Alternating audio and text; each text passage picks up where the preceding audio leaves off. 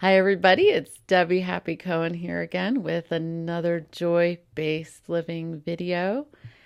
And we're talking about listening to the still small voice. And one of the people in the world who I admire the most for listening to that still small voice is a woman who is currently in her 90s. I think she's still alive. And her name is Iris. And I think it's Iris Apfel. I always say her name wrong, but make it really big here. Her name is Iris. And was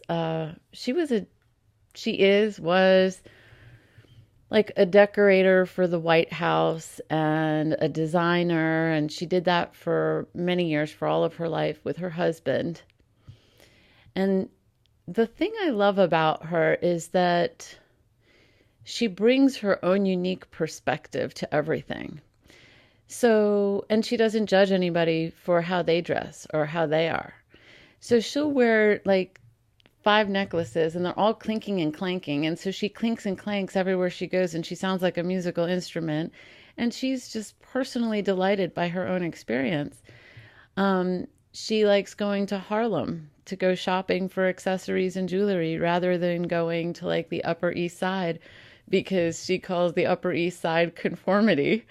And she used to love going to Harlem, especially like, 40, 50 years ago when, especially on Sundays when all the women from church would be coming out of church in all of their brightly colored outfits. And, she noticed what brought her joy on a constant basis. And she let it be part of her life. She ended up with warehouses full of clothes and what I would call artifacts now. But they weren't artifacts when she was collecting them. They were just pieces from around the world. And she noticed people. She noticed people and art and tapestries. And what I mean by notice people is I remember one part of her story. She would travel around the world, in the 60s when Google wasn't around, and she would look for textiles and go to different markets. And she said that when she would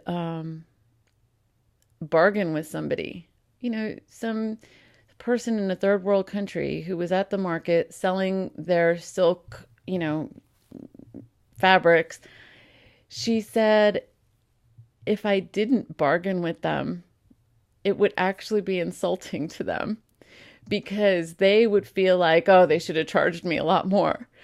And I bring that up because she cared about who she was being in the world and the joy she was bringing into the world.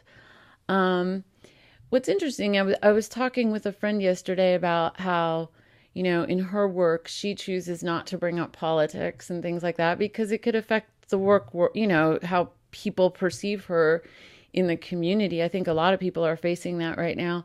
Well, Iris and her husband also confronted that because they worked in the White House for many years, decorating and redecorating the White House. And so they couldn't publicly take stands on anything. In fact, they were legally bound not to.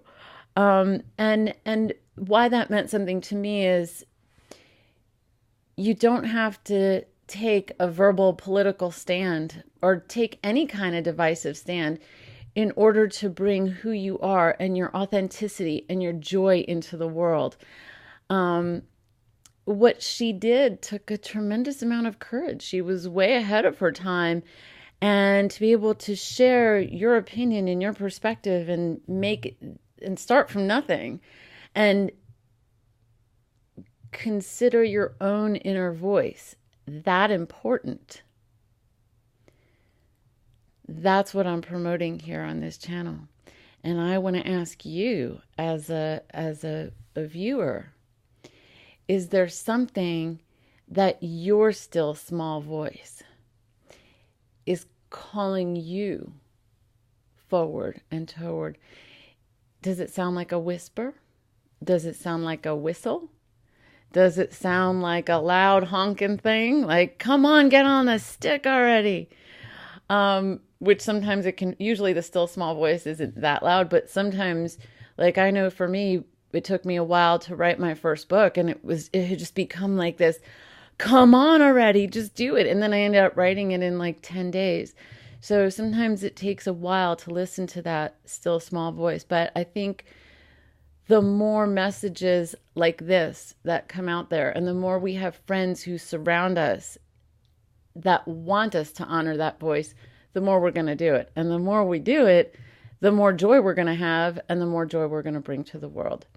So if you want to find out more about what I'm up to and me and my friends are up to, please feel free to join us at joybasedliving.com. And I look forward to seeing how your still small voice is showing up in the world, bigger, bolder, brighter, more brilliant, and louder than ever before, because the world needs your magic. Thank you.